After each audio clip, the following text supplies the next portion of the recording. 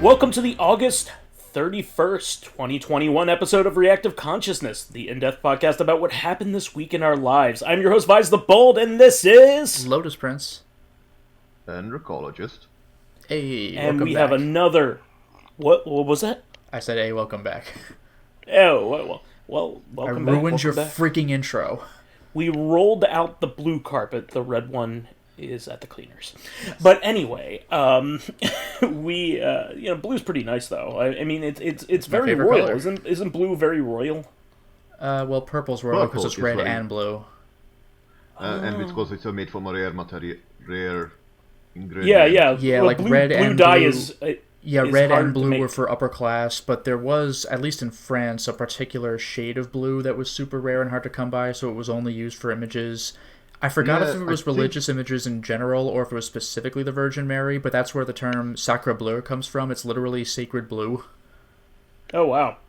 I wonder if it's related to the Parisian blue, which is a surprisingly warm blue, because blue is a cold color. Yeah, well, oftentimes, they say that the only natural way to get, blue, like blue in like food and stuff is with butterfly pea blossoms, and so...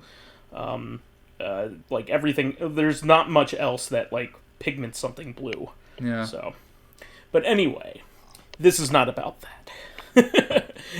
This is a show about lots of things, but it's not that. But some news came out about that historic Super Mario Brothers auction. 1.5 mil. Yeah, the 1.5, not the Mario 64 Mario one. 64. Yeah, my bad. But the Mario 64 one, I think, is kind of wrapped up into the same crap. It has to be. Yeah, I mean, no one is paying that kind of money. People figured it was some sort of money laundering scheme. And it turns out they were correct to some degree. So apparently, the person who bought the game is a very large stakeholder in the most prominent video game grading company. Oh, what do you know? Which one is this? VGA or is this Wata? VGA. Okay. There's two I think really big ones. I think he's a very large stakeholder, something like 5% or something, which is a large amount for one person to have. Yeah. Yeah, exactly. So, it's messed up, and it's definitely breaks the trust in that sort of thing. I mean, something is only worth something because people are paying for it. Yep. But when you're engaging in the marketplace and you have a conflict of interest like that, you should be barred from it. And of course, there's no regulation for it because this is untreaded territory. But in any other kind of thing like that, you would be barred from insider trading or whatever. This would be considered insider trading in the stock market. So. Yeah. No, this is ridiculous. He's trying to artificially inflate the worth of video games in order to make his company more competitive, I guess. But this is ridiculous. And it also affects a lot of other things. It affects people trying to buy these games. It affects people trying to sell them. It affects the availability of them. And just what kills me, though, is that I know that finding a perfect condition Mario Brothers is legitimately difficult, but at the same time, it's one of the most common games there is. And this is what you're putting hundreds of thousands of dollars into. There's nothing rare about a Super Mario Brothers game. And the 64 one that went for 1.5 mil, that's also a launch title that... Did that come with the system? No, it didn't. N64 didn't have a pack-in until probably Kong? Donkey Kong. Yeah. Okay, but at least Super Mario Brothers for NES was a pack-in, at least with Duck Hunt. Yeah, I mean, I could see a standalone Super Mario Brothers being a little bit more rare than just a bare cart that came with the system. Yeah. Because a standalone one would have to be for the very early purchasers of the system that didn't have a pack-in yet. But it for the remainder... also makes me think of the not not for resale releases of like Sonic 1 and 2. It's like a little less common. Yeah, but they're still common. I know, they're common enough, They're it's literally the most common title for the system. Literally. There's nothing rare about it. Nothing. Yeah, no, that's Donkey Kong 64 and Donkey Kong Country. Yeah, but I mean for the NES. I was making a joke about Rare. Oh yeah. But now that you've explained it to me, it's not funny. That would be Slalom on the NES. I'm sorry, but I'll stick with Battletoads. No. Oh, fuck. Plenty of games made by Rare on NES. No, I'm losing it. Oh no! I was going to say Ski Free. I'll stick with Ski Free. Thank you. That was driving me crazy. Like Ice something? No, I was losing my mind. Yeah, I mean, this is really bad. I mean, and it's also really bad for the integrity of his company. So that's a look. It actually, like, he was very obvious about it too. So it wasn't like, you know, he did it through like shell corporations or something like that, you know, or even had like a buddy do it. Like he did it himself, which is really stupid. Yeah. So yeah, I don't get it. But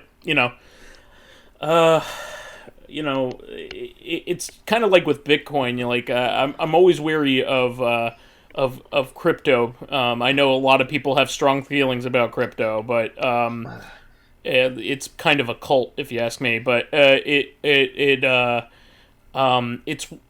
was put out by somebody we don't even know who they are, and that sounds like the words of somebody who doesn't have any crypto.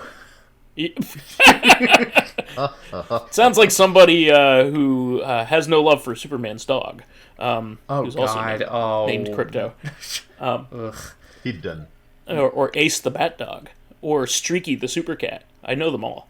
I would never have remembered Ace's name, but I've never even heard of Streaky the Super Cat.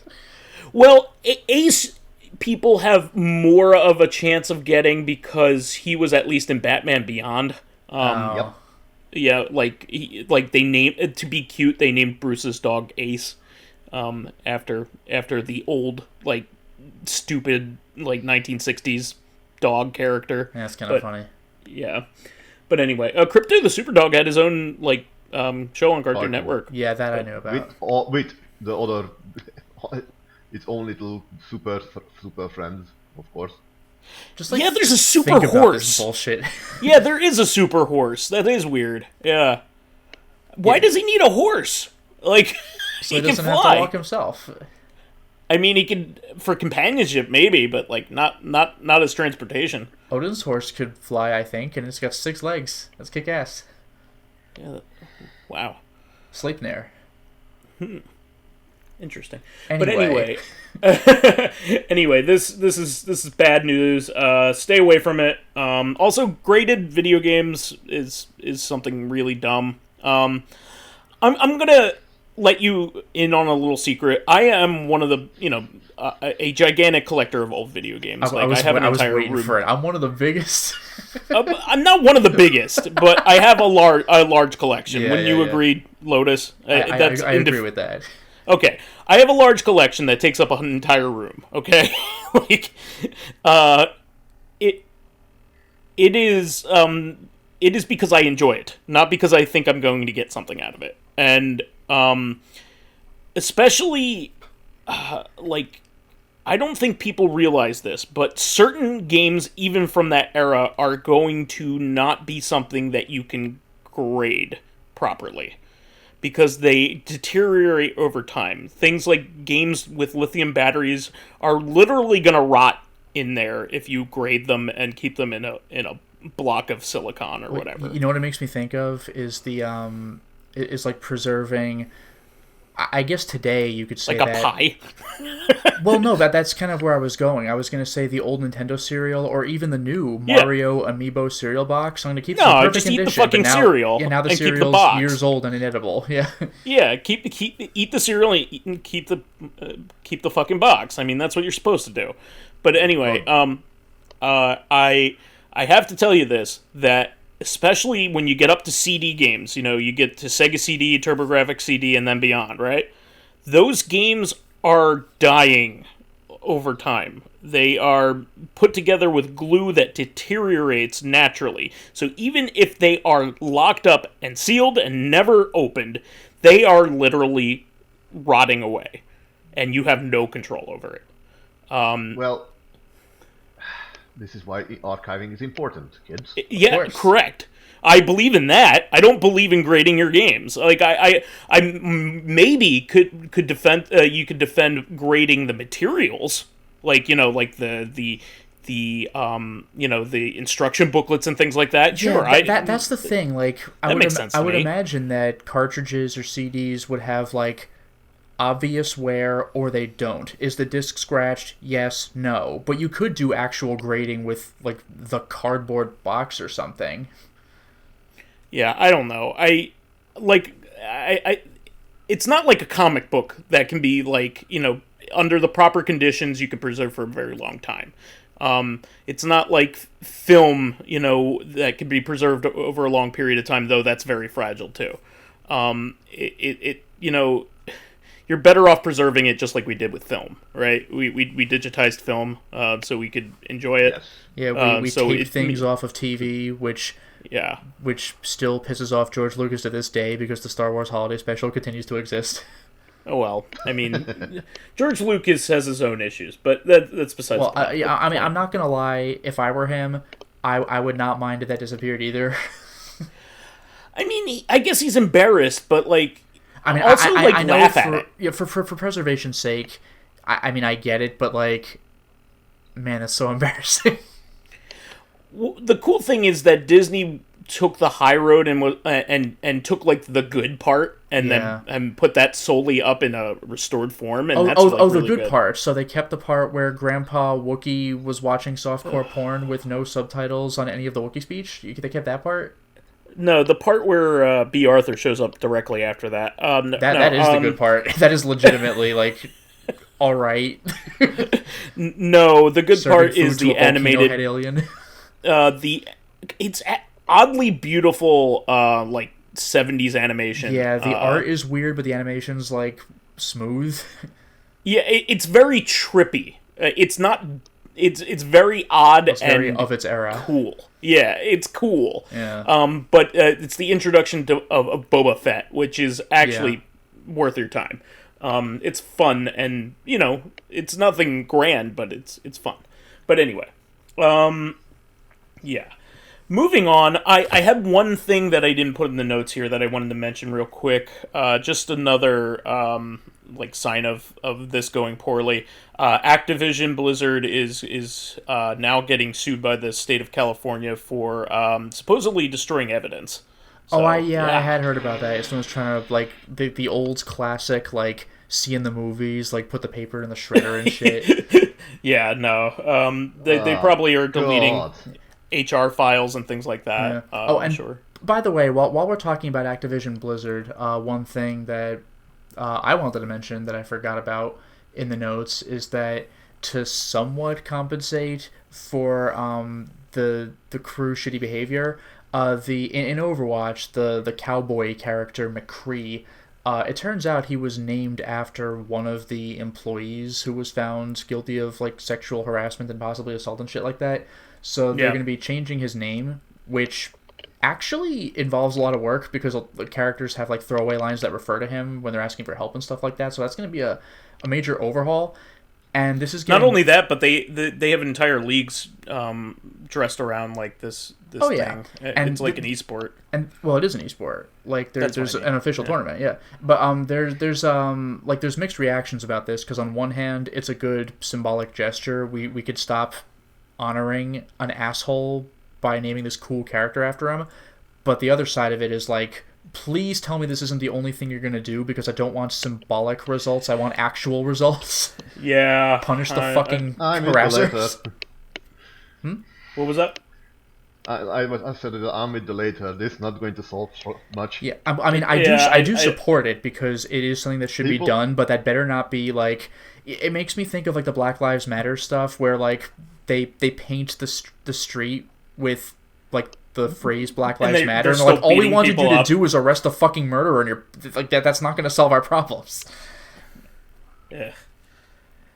Yeah, no, it's very hollow, especially at the same time that they're destroying evidence in connection with this crap. It's not a good look. And by the way, one other this isn't Blizzard anymore, but regarding company controversies, another thing is that a few days after we had talked about it, OnlyFans, remember, they were going to cut their sexual content, which is their entire fucking website. They reversed it. Yeah, well, kind of. I think sort of, but they made a post that said in light of the feedback we've gotten, we're gonna suspend our decision. Which, number one, suspend and not cancel or reverse. Suspend for how long? What are you fucking talking about? And in light of feedback, bullshit. Like you never saw this coming. This is just corporate. What's the word for it? I mean, I guess I'll say backpedaling, but dodging. It's definitely dancing around the fact that they aren't committing to an actual stance. They're just kind of delaying it because people are mad right now. Yeah, although the good news though is now that people have realized, and we mentioned this last week, now that people have realized it's not just OnlyFans being stupid, it's they're getting pressured by assholes, but now that we've figured out generally which assholes are pressuring them, they're getting blowback from this as well. So we'll see if they reverse their dipshit decisions, because OnlyFans' hands are kind of tied on this one, sort of, but they're definitely being influenced by people. I mean, they could have chosen to fight it. They could have been they could have outed them. You know what I mean? They could have been hey, these people are putting this, and we're making an official stance that says we're not going to let them bully us. They could say something like that. Yeah, they could. That would have been nice. Yeah, but that requires a spine. Yeah, no shit. Well, that also requires not bowing over to anything that has a dollar in its hand too.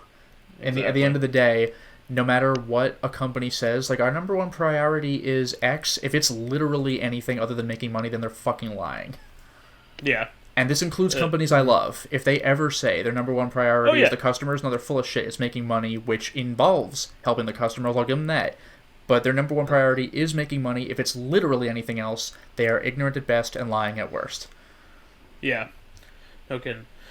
All right, well, let's move on to some happy stuff. Which there's quite a bit of. Yeah. There's some really cool trailers out recently.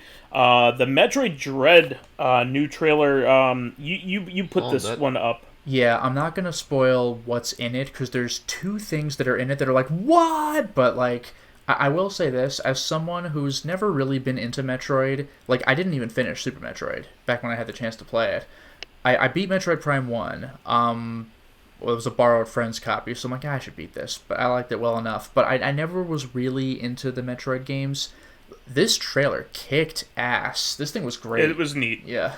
I think it wasn't just the character and story implications that were. It was also the gameplay looks really neat. The gameplay looked fantastic. The music behind the trailer. I mean, I don't know if it's going to be in the actual game, but the music was really good. Yeah, I really enjoyed the weapons and the the maneuverability.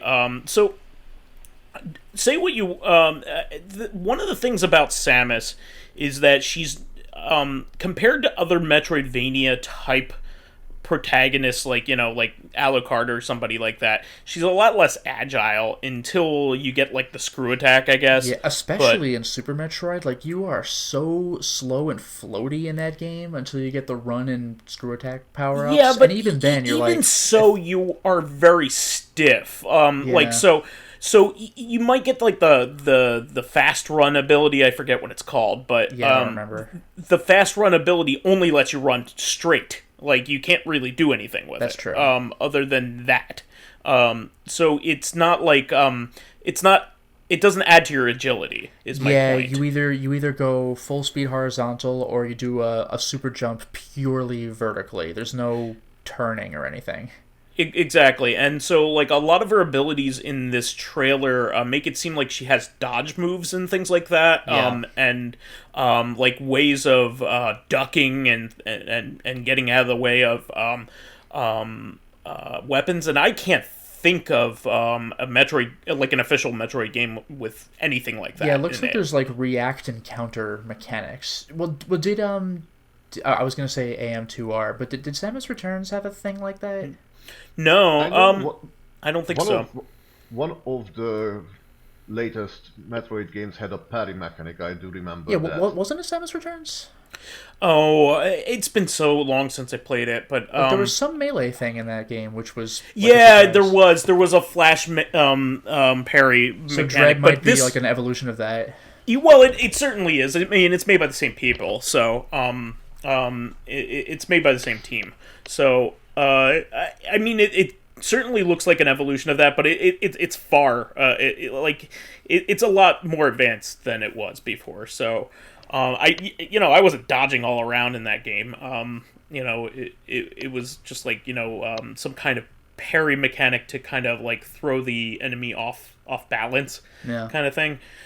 But yeah, no, this is a little different, and it looks really good. And there's also some notable environments, like some outdoor man-made environments that I thought were really neat. Like there was one that looked like a military complex almost outside in the rain, and I thought that was very impressive. I mean, most of Metroid takes place underneath the crust of the earth. That's true. Yeah, you usually start in your spaceship, and there's surface area, but you spend like 99% of the game underground. Yeah, and most Metroidvanias are like that, with few exceptions. I mean, obviously the Castlevania games take place in a castle, but usually most of the stuff is indoor. You're still not outside. Yeah, so I mean, but Metroid games in particular, and a lot of the games in their lineage, like for instance, Hollow Knight is mostly under the crust of the earth. Like one of the only exceptions I can think of is maybe like Ori. Oh yeah, and even that takes place. Axiom Verge has a couple of open areas.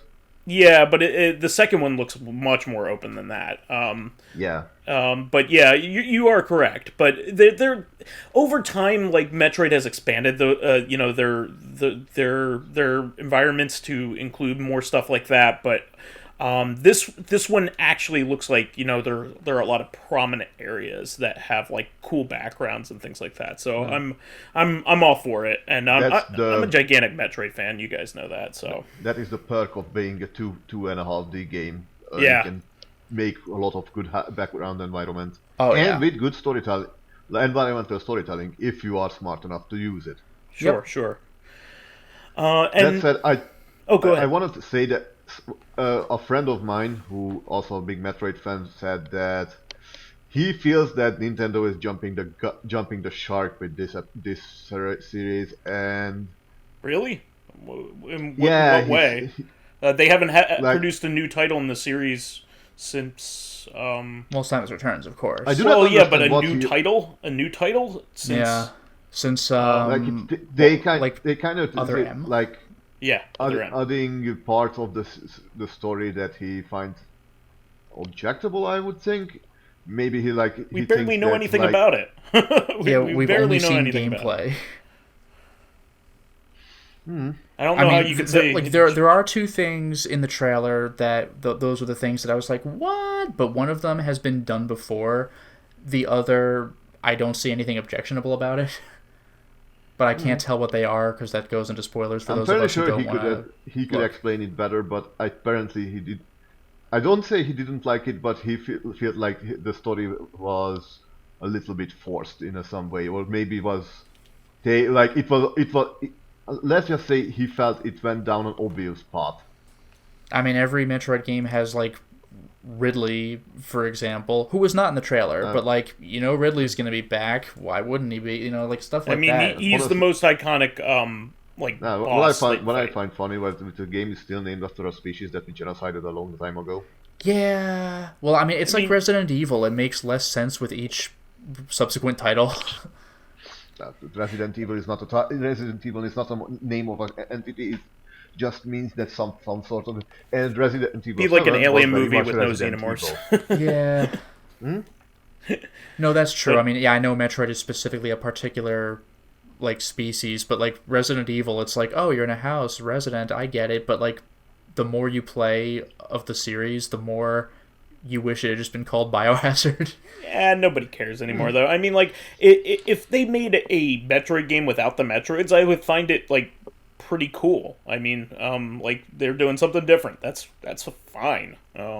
Not to mention, like, you... Oh, never mind. I was going to say... never mind. I was going to say the whole point of Metroid 3, Super Metroid, was to get that one last Metroid, but, like... But it died, never mind. Yeah. But anyway, moving on. I assume you watched this one, Lotus. I did not get a chance to watch it. Yeah, but it's been a week. But in any case, King of Fighters 15 has a trailer just for the game in general. Like, not a specific character reveal, but like, KOF 15, the whole game. And they had a release date and everything. So it's cool to see just a bunch of different characters in the trailer. We got this person. We got this person. So, like, it's more of a broad game trailer this time, so like they're getting there. Yeah. And there were a couple things I was going to mention. That's right. I just remember what they were. Oh, one of them was there was something going on with alternate costumes. One of them, I think, if you get a digital copy, one of them was for pre-ordering the game, I think, and the other was a digital. If you get the digital version, I forgot which was which, but one of them was you can get the old Leona costume where she's wearing the green shirt. Classic Leona from King of Fighters. And the other, which was pretty cool, was there's an alternate costume for Terry, which is his Garo Mark of Wolves costume with the leather jacket. Yeah. I love that. That's pretty rad. No, I'll be playing as that for sure. I'm looking forward to that. Apparently a new Saints Row game was announced and immediately rejected by everybody. Yes. So yes. Apparently what they're doing with this one is they are going back on what Saints Row is known for, which is being wacky in a loud fashion. Yeah. Basically, the reason why you played Saints Row, first of all, the first Saints Row was there because there was no GTA 4 yet. Yeah, I was going to mention Saints Row, like, was not always insane. Like, it had its moments, but like Saints Row 3 it was always goofy. It was, but Saints Row 3 is where shit really went bananas. But like, two was had the well. had the insurance fraud minigame, which like was really fucking goofy. Okay. But you are correct. It escalated with 3. It certainly escalated. 3 was stupid, but in a lovable way. Yeah. 3 is a very iconic game, and the game to play. Honestly, it is it is just you don't even need to play the first 2 games. Like the third game is really, really fun to play. Just because it's the anti-GTA. Like, GTA tries to get cinematic and serious with its character development, despite being in very unrealistic surroundings for those characters. It doesn't make sense for them to be murdering people wholesale until maybe the 5th one when you're Trevor. But which is actually just a subversion because they're acknowledging the fact that it's like your character is a psychopath. If you're playing the game. Like GTA 4, for instance, is a very serious story, despite the fact that, the character continually says he doesn't want to kill anybody, but then you go out and you kill everybody, like, very, very easily and run people over all the time. Yeah, it's like those Jackie Chan movies where it's like, I don't want any trouble, and then everybody tries to fight him, and then he just, like, destroys the entire room. But, yeah, Saints Row was able to survive because it provided something that the main progenitor of that genre did not. It had its own niche. And with this new one, I mean, where could they go after the 4th one? The 4th one, they broke everything. They were like, okay, now you can do whatever you want, and you're basically superheroes or supervillains. And so you can do anything now. They went straight from, like, this is wacky and you do all these crazy things in the environment to, you can basically do anything. You can fly all around, you can smash buildings, you can, basically do whatever. Reality, but yeah, pretty much. They basically just had a big, massive blowout on that game. And what else could you do? Like, basically finish off for the whole thing. And this, like, it's not even like that is a sequel to Saints Row that, like, where to go now, because between the two games, remember, there was like that Agents of Mayhem game that nobody wants to talk about because apparently it was just not that good, sadly. Yeah. It's kind of sad because the concept of, like, being a team of a wacky G.I. Joe style army to stop some sort of tyrant or what have you, is kind of is a good idea.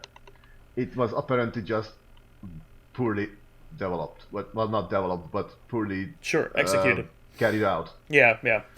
And this recent Saints Row looks like incredibly anemic, I think. Yeah, so they're going in the opposite direction by basically making it go straight, by having a straight story with character development, like exactly what they were rebelling against. It's more like that the characters are no longer this. Like, there was character development in Saints Row games. Yeah, but it was all wacky horseshit in between, though. Like yes, you know what I mean? But it was in a charming, loud, obnoxious way. Yeah. And this one looks incredibly hipstery. Yeah. People are rejecting it. But let it come out and let's see how it turns out. But well, we don't have a choice in that matter. We're just going to see it. We're just going to have to tolerate this one. Well, let's see what they come up with. I mean, I'm not upset either way because I have the one game that I wanted out of it, which was the third one. So yeah. One friend of mine was like, the characters and the story will probably not be very good, but the gameplay might be a redeeming factor. And who knows? Yeah, I mean, the gameplay has always been a lot of fun. I always thought that one of the things that GTA took a long time to get right, and I don't think they really got it right until the fifth one. To be completely honest, was the gameplay. I mean, the driving was always good in GTA games, but the gunplay was always terrible. It had like that lock-on bullshit, like barely able to aim. I mean, 4 was a little bit better, but it still wasn't where it needed to be. And then 5 like really got it down. So like the on foot stuff didn't feel bad, but like Saints Row, like especially with the third one, it had good gunplay. It had good hand to hand. The hand to hand combat is just a lot of fun. I actually like just punching grannies in that game and having fistfights with them. It was always good. So let's see what they do. For someone and body slamming them was always a joy. Yep. Also, we had a character announcement for the new Teenage Mutant Ninja Turtles game, Shredder's Revenge, the 2D beat 'em up, like Konami beat 'em up inspired game that looks really, really fun. I was not expecting this. I was not expecting anything other than the 4 turtles, but they included April O'Neil as a playable character. She is not a damsel for once. And not only that, cool. But we've seen in some screenshots that some of her fighting moves look like they were taken directly from at least Chun-Li and Karen from Street Fighter Alpha, which is kind of funny. Karen for some reason. More as like I guess fun references. It's like they're like identical poses. Like it's I would imagine it's supposed to be an homage. Yeah, it's on the nose. I mean, the game itself is a love letter to that era of gaming anyway. Late era pixels. Before everything went like full 3D, right? So, I would expect Street Fighter Alpha to fit right in, which is where they're from, right? Everything looked like origami. Yeah. I really think that this new beat 'em up looks like a lot of fun, and I hope they usually there's an even number of characters, so that means to me that they at least have one more that they're adding. Maybe Casey Jones. That's probably it. I would imagine Casey Jones would be the natural sixth character that they would want to add as a playable character, but maybe they have something else in mind. I don't know. Maybe some other who would be another good guy? Maybe Usagi Yojimbo. He's crossed over with the Turtles a bunch, but he's his own thing. Yeah, he is, but still, he would fit right in, right? He would, but that would be like a cameo from another creator. Yeah, fair enough. Moving on. And also she got simultaneously announced for Nickelodeon All-Star Brawl as well, which is really surprising as a playable combatant. Yeah, April's never playable. Yeah, she's never been playable to my knowledge. Well, she has. Turtles Tournament Fighters on the Sega Genesis, so it's been a long time. I forgot she was in a fighting game. Not the best version of Tournament Fighters, but she was there. It exists, and not. Maybe they could bring in Alopex. Who? She was a sort of another mutant. In fact, she's a Snow Fox, the ninja character. Oh, I didn't know that. Yeah, I never heard of that one. Wow. But yeah, I'm excited. I mean, I think it's really cool. I mean, what they did that was cool about the Scott Pilgrim game is they actually made Ramona one of the playable characters from the beginning, and also Knives. So it wasn't the damsel kind of thing that we were used to growing up. So it's pretty cool. So moving on. Apparently, Psychonauts 2 is really good. I'm quite everybody who's playing it says it's amazing, which I'm very excited about. Yeah, considering it's been 16 years. So I mean, we did have stuff in between. We had that VR game. I mean, we had the VR game that I don't know how many people played because it's a VR game. But but apparently it was something. My thoughts are it better be good, or people will set fire to the Double Fine production. Yeah, same goes for Beyond Good and Evil. It's been so long. I don't have high hopes of this. It better be good though. But yeah, Psychonauts is apparently great. Yeah, apparently it's even better than you'd expect. Yeah, and I know Beyond Good and Evil is Ubisoft, but still. Yeah. Yeah, I know. But Psychonauts, I don't have any hope of that Beyond Good and Evil game ever coming out. Yeah, it's Beyond Good and Evil forever at this point. Yeah, no. But yeah, I'm really excited for that, and apparently, everybody's really loving the characterization in it, and the storytelling especially, and apparently there's some really fun moments in it. I'm not going to spoil anything, but I know nothing. Yeah, so I'm excited to play it. What was that? I said I only saw the trailer. I'm curious, but I'm going to wait somewhat. I'm probably just going to watch someone let's play, or maybe have someone stream for it. Yeah, I'll wait for a discount. I still need to play the first one. In all truth, so the first one's brilliant. Yeah, I know. I bought it back when it came out, and I just never ended up getting into the time to play it. But apparently a new Myst game remake came out, and I didn't even realize it. Yeah, wasn't it with VR support? With VR support, but you can. It's optional. Yeah. Yeah, so that's what I would imagine that's what people kind of thought Myst was back in the day, the most realistic looking game, and now you could actually just it was very around. Immersive. Yeah, to be fair, we've already had real Myst where you could just smoothly walk around, which was the coolest possible thing. With VR, it's even more immersive. Yeah, I was gonna say this is I think the third remake of Myst. They did real Myst, and then they did another cleaned up version of real Myst after that. So I wonder if the developers are smart enough to put in for anybody who goes into this game blind.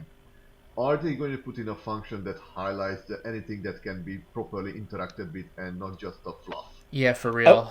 Apparently, fans of Myst are really loving it, so I'm sure it's easier to play than previous understanding that the fans of loving. I'm talking about people who never played it. Yeah, Myst is pretty brutal for newbies. I understand, but a lot of people are saying that they love this version, so I would assume that it's beginner friendly enough. I mean, Myst in general was never beginner friendly to begin with, so it'd be nice if it held your hand a little bit. I'm not saying like solving the puzzles, but like, is this like ornate thing interactable or is it just decoration? No, I get it. I mean, in the original version, your icon would change. So maybe Real Myst just wasn't like that.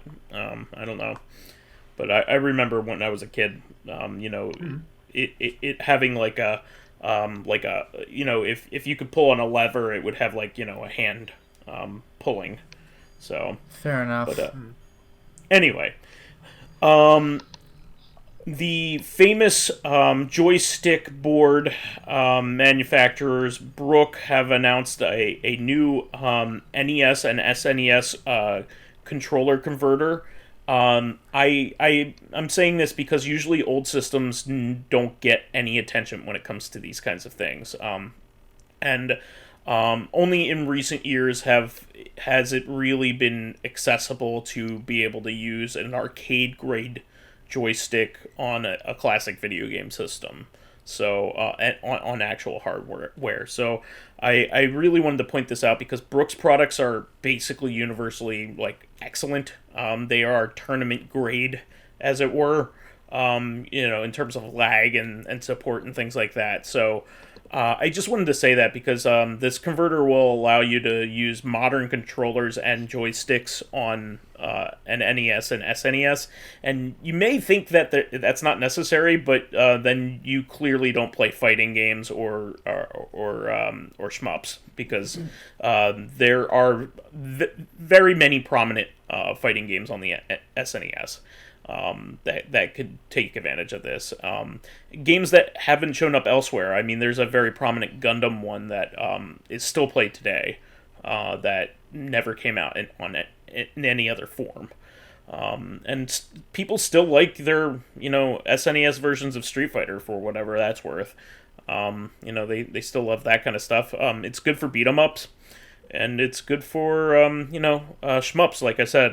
There are a lot of prominent shmups on the SNES and NES that are still worth their time. So, I think it's particularly good, for, like, beat-em-ups, too. So, I'm all for it.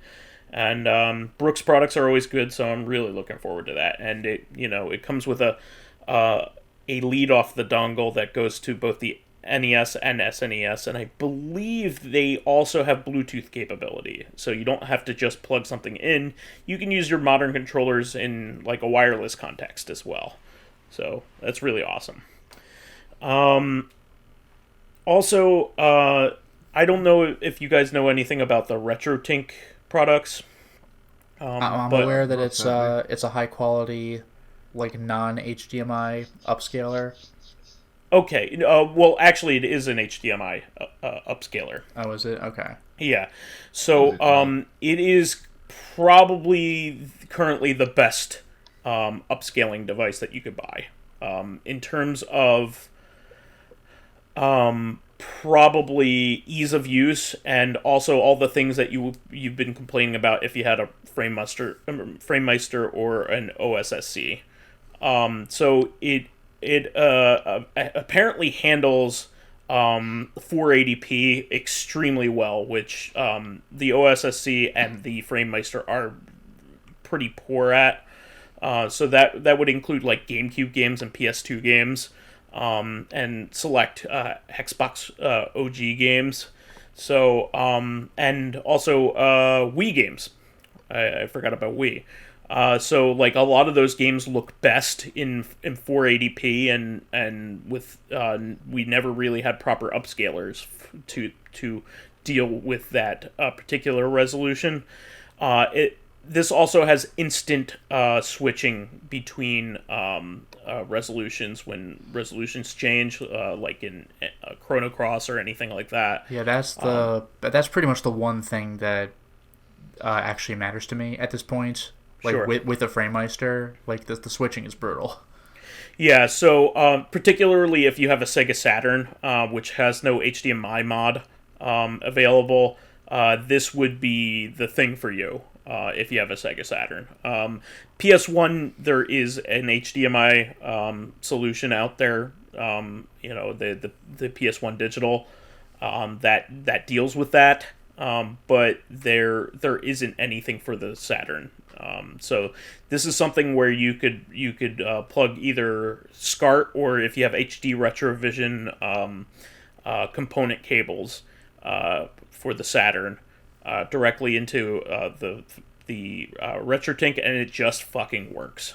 You could play any of the fighting games that have resolution switches, and it'll be seamless, and it's easy. A lot of the problems with the OSSC, like the FrameMeister is easy to use, so relatively speaking. And the OSSC has a lot more options, but is fucking brutal to use. Also really hard to tune. It's really not beginner friendly in the slightest, and I've never even been able to read a guide as to what to do with the settings. The settings are like a mystery to me, and I've owned it for a long time. So much so that I don't even want to use it. Like, it's that bad. A lot of people swear by it, and that's cool. If you're like a really crunchy like person that's into this kind of stuff, like tuning resolutions, and I just want to play my games, man. So like I'm into it enough to get my games running, but like tuning phase and stuff like that is never something I ever care to get into, honestly. Whereas the Retrotink, you just plug it in and it fucking works. And not only that, but it has a lot of really great baked in like interlacing options too. Like if you want your scan lines and things like that. It has a lot of different options for scan lines to make them look authentic or whatever. I'm never a big scan lines guy. I was into it briefly, but I think they make the game look ugly and dark. Yeah, but I was never into them. Like, I mean, when I played games on a CRT, you just had scan lines. I didn't think anything of them. But when I saw artificial options to add them, I'm like, well, thanks. You drew lines across my screen. Like, and what was that for? Made it dark too. They never compensate the brightness on the lines they do show. Like some games handle scan lines better than others. Like I've mentioned this before, but the newer Yakuza games, when you go to the arcade and play like Space Harrier, you can change it from full screen to widescreen with or without scan lines. That's those because M2 are champs, man. Yeah, like I prefer without scan lines, but I will say those scan lines look very, very good. The FrameMeister scan lines, it just puts horizontal lines over your screen like a filter. Terrible. It looks awful. Yeah, they're terrible. I'm just gonna right out say it. But best scan lines are in like 8-bit horror games. Yeah, I would just say that scan lines only matter if you have an actual CRT. Yeah, when it just comes with them. Yeah, exactly. So if you want that look, get a CRT, and that's it. But I'm a big fan of this, and I was able to get one on the third go around. These have been like selling out like immediately, and they still sold out quickly, but not as quickly this time over the weekend. So hopefully he'll start to be able to carry a reasonable amount of them. But it's chip shortages and things like that. But it's really highly rated, and he's continuing to add features via the firmware updates, and it's very easy to update the firmware for this thing.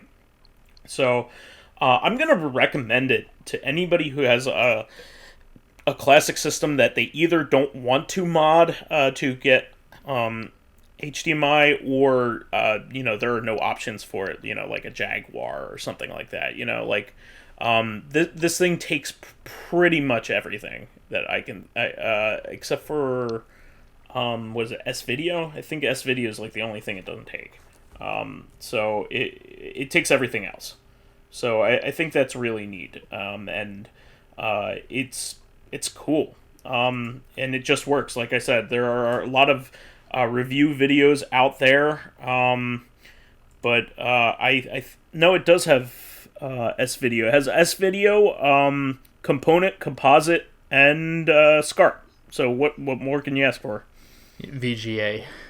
I mean, come on. Like the one system that uses it, Dreamcast. Yeah, but like Dreamcast has a really great prominent digital solution out there and a really good SCART option out there for it. You don't need to resort to that anymore. I guess this would be a really good option for SNES too, as well. Just plug your SCART. I have an analog Super NT, but like if you want to use actual hardware, like I completely understand that. So that would be a good option. So yeah, this is cool stuff. I'm really excited to get mine. Moving on from that, I wanted to throw this in there. Hardcore Gaming 101 put out another book this year after putting out, what was the other one? The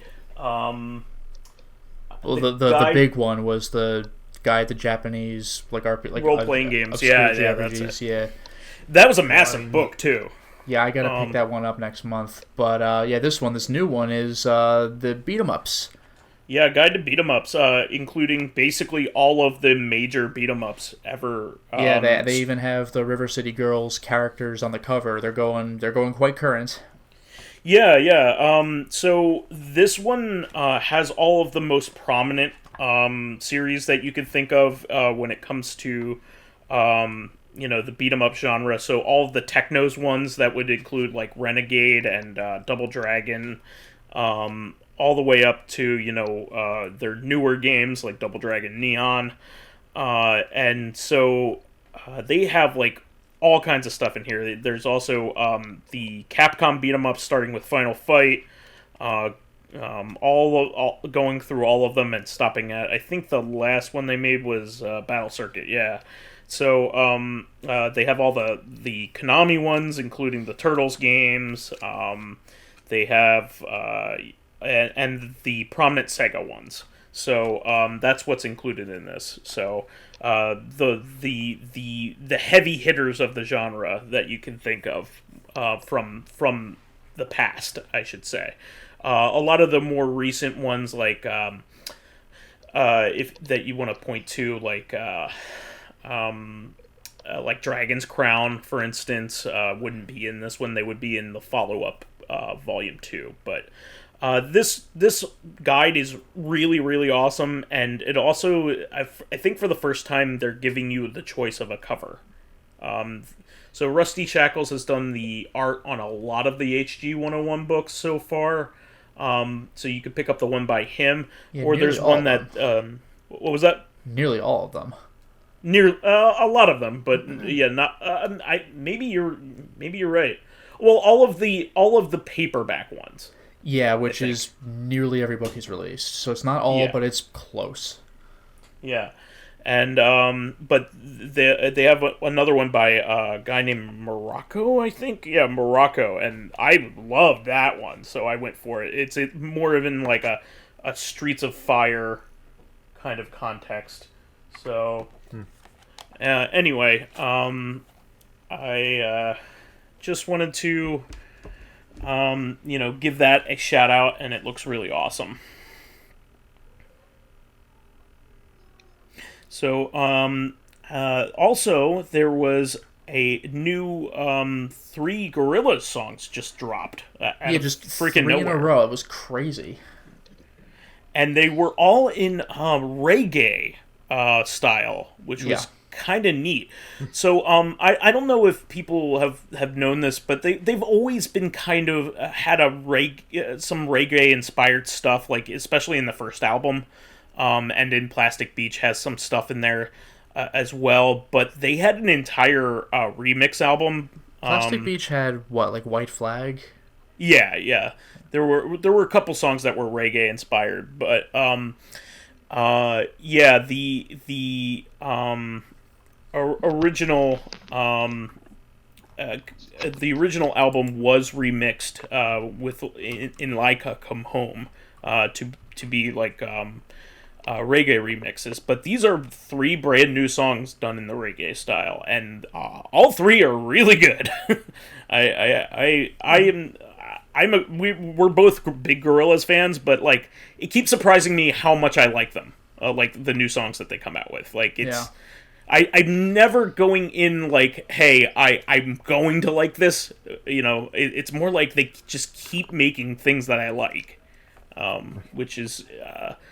They're just so he's so versatile. Damon Albarn. He just keeps doing new and crazy things in all kinds of different styles.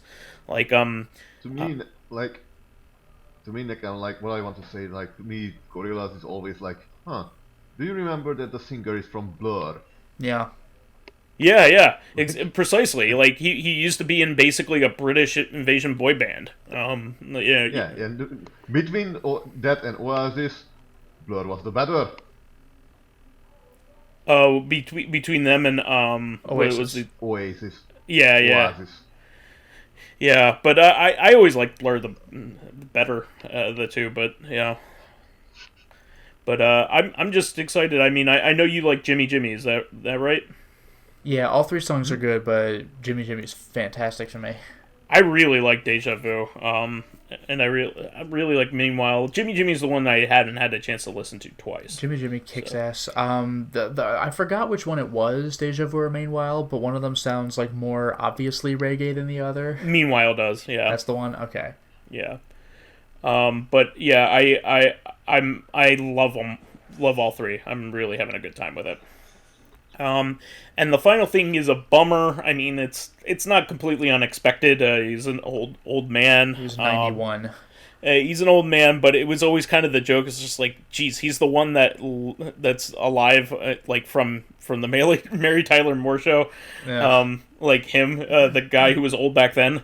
But R.I.P. Ed Asner, who is much more famously known as Santa Claus in Elf, and also as the main character of Up. The old man in Up, and this surprised me, because I didn't watch the old Superman cartoon, but he was Granny Goodness, so he's an old man voicing an old lady. Oh yeah, and he's also the police officer in Freakazoid. I love him as Cosgrove in Freakazoid, because he's just an idiot. It's not that. It's like his line reads are weird, on purpose, because apparently the story of how that worked was he was looking at one of his, the script, he was looking at his lines and just kind of, he wasn't acting them, he was just reading them to himself, oh, that sounds like a good idea, Freakazoid. And the people were like, yes, that's how you're reading the lines. And he's like, but I wasn't acting, I was just kind of saying them. And they're like, yes, that's the read. And he's like, what the fuck? So that's why Cosgrove always sounds bizarre. Freakazoid, we should go get him. It's just kind of funny. He's just kind of bored with what's going on. Yeah, don't hit me as an idiot, but more like just someone who is just, I want to go home now. Yeah, the line reads are so off. Let's take a ride in the police car. It's just so funny to hear that around other people who are acting. And he's just not acting. My favorite gag is, he's sitting there with Freakazoid, and I think he's eating like a roast beef sandwich or something. Yeah.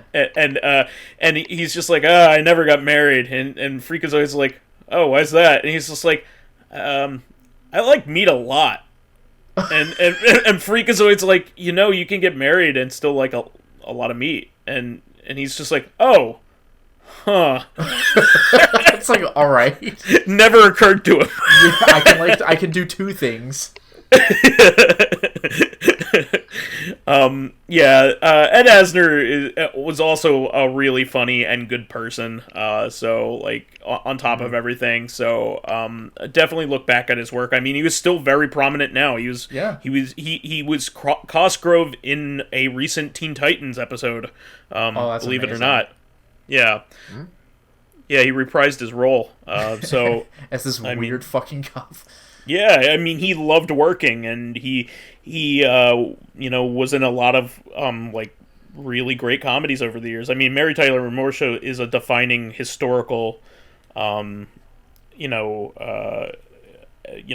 historically important TV show. So of course, there is that, but he was in plenty of other things that you probably grew up with, like that he was in and still in because he loved working. I mean, Up is a fantastic work. I mean, not too many things can make you cry in almost an instant, but Up manages to do it without being corny or cynical.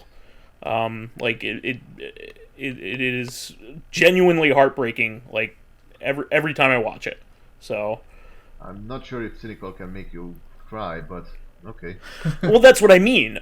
What I mean is it's not sad for the sake of just trying to pull at your heartstrings because it wants you to. Like, it has an actual message, that people resonate with, and it did it in such an elegant way, and something like that is very hard to do, especially in the context of a children's movie. The movie sets up trauma. Like, the character is traumatized, and his life didn't go the way he wanted it to, and for very real reasons in a fantasy type movie. So it was cool. I think it's great that they were able to do that.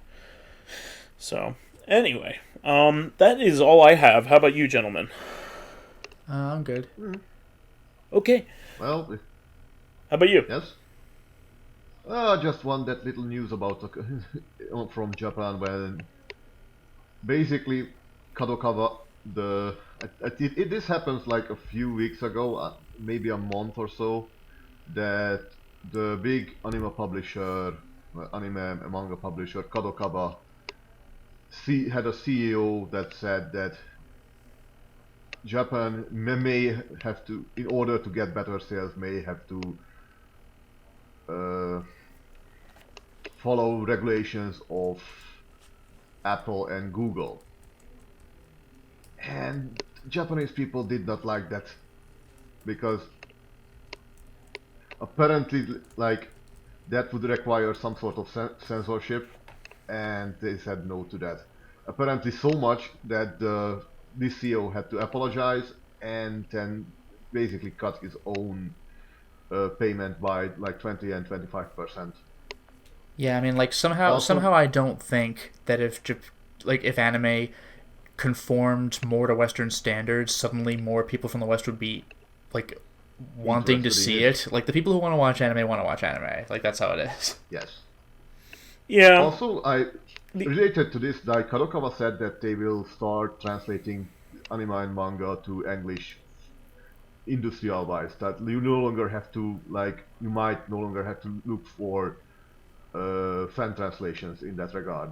That would be nice. That will be. Yeah. That'll be good. I mean, in terms of censorship, the only thing that I really have a problem with, and this is like a Japanese cultural thing, or at least in their media, the sexualization of underage girls is ridiculous. That's because America and Europe is Christian and Japan is not. I don't think it has anything to do with Christianity. I think children shouldn't be sexually. No, it's not the Christian. Like, you are. It's nothing to do with Christianity. I'm not a Christian. It has to do with preying on people that aren't adults. Yeah. It's not about sexuality. I'm fine with sexuality. I'm just not okay with little girls being sexualized. I can understand that why people find it. I find it sometimes very disturbing that Japanese erotica is weird and scary. So. Yeah, well, part of it's because of like government censorship. Ironically enough. Yeah, and that's different. I don't mind, a political message. Sure, I'm down for, freedom of speech when it comes to political messages. But like, I'm okay with not, sexualizing 14-year-old girls. That's generally wouldn't be the thing that the West would censor. But anyway, that's it for me. Yep. Okay. All right, well, that is the show for this week. Please remember to subscribe to Corrective Consciousness YouTube and SoundCloud pages. While there, please give us thumbs thumbs ups, likes, and 5-star ratings on iTunes. It helps promote and spread awareness of the show, and any bit of encouragement helps keep the show going. You can also catch us on Thursday for our sister podcast, Corrective Consciousness, the podcast where we explore the inanity of pop culture. We're going to be talking about games that had some DLC drop well after its release date. And finally, you can friend me as vysethebold on pretty much anything. Just drop me a line and let me know how you know me. And you can follow me on my YouTube channel, Lotus Prince. You can hit me up on Twitter at Lotus Prince. And finally, if you are interested in seeing my videos early, like Valkyria Chronicles, which has finally begun, getting in on exclusive live streams, selecting upcoming games for me to Let's Play, or getting in on conversations with me and other patrons on Discord, then perhaps consider swinging by my Patreon account, which can be found at patreon.com/LotusPrince. And you can find me on Skype, Discord, and Steam under the name Dracologist. Wonderful. Well, we'll catch everybody on Thursday then. Until next time, everyone. Toodaloo. Bye-bye.